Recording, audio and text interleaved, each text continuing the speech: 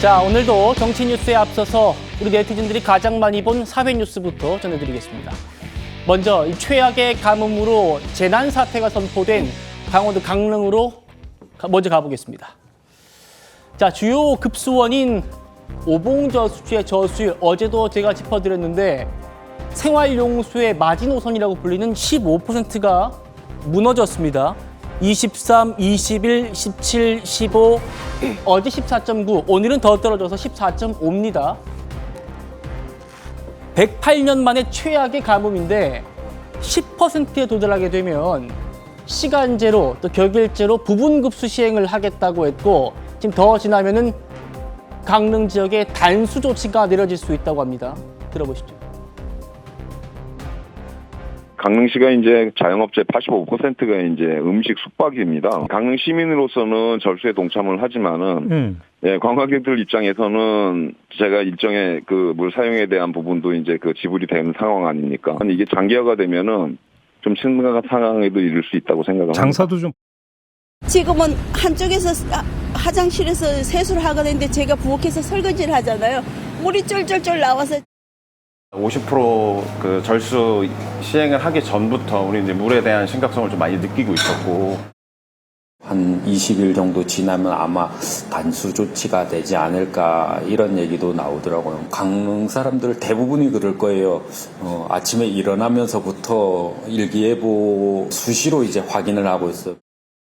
어쨌든 식수 우선이고 그런 사태가 오지 않았으면 좋겠지만 불가피한 경우는 저희들이 영업을 중지할 수밖에 없고.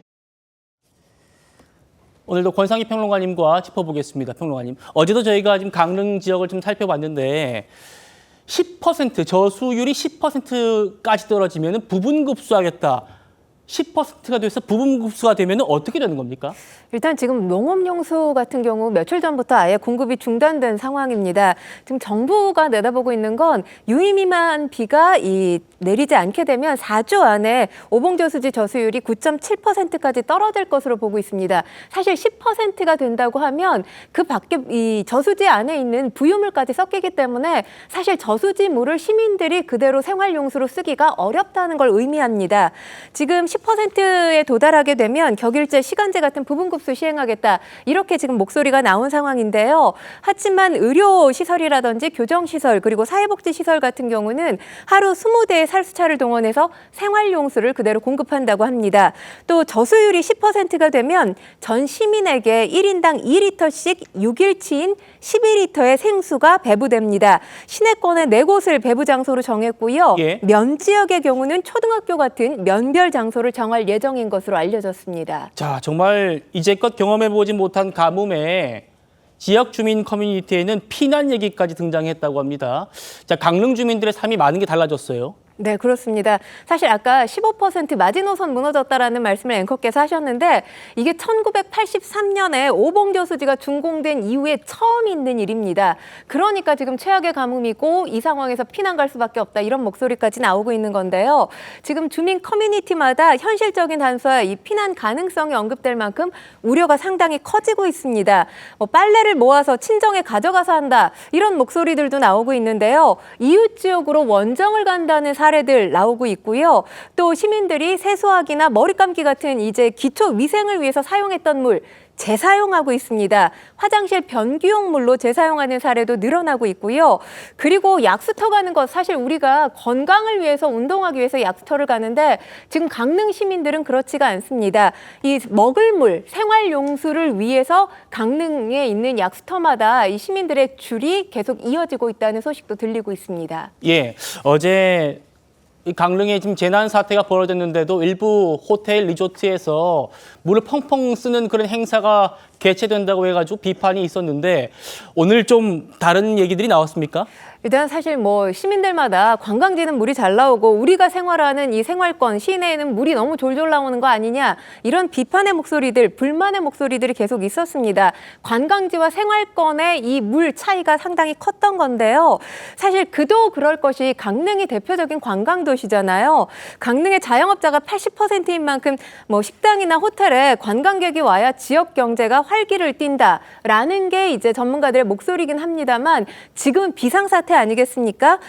그러다 보니까 지금 호텔들도 우리가 이 고통 분담에 동참하겠다 이렇게 나서고 있는 상황입니다. A호텔 같은 경우는 재난 종료 시까지 물 사용을 최소화하면서 고객 불편을 줄일 수 있는 대안을 시행할 거다 이렇게 밝혔고요. B호텔의 경우 기본 샤워 시설 위주로 운영하겠다고 밝혔습니다.